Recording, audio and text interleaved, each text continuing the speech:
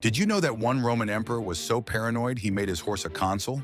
Meet Caligula, the ruler who turned Rome into his personal playground of madness.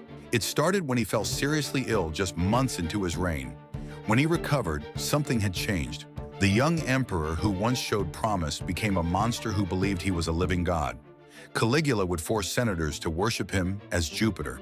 He built a floating bridge across the Bay of Naples just so he could ride across it wearing Alexander the Great's breastplate, proving a soothsayer wrong who said he had no more chance of becoming emperor than crossing the Gulf on horseback. But his most infamous act was naming his beloved horse Incitatus as consul. He gave the horse a marble stall, an ivory manger, and even planned to make it a priest.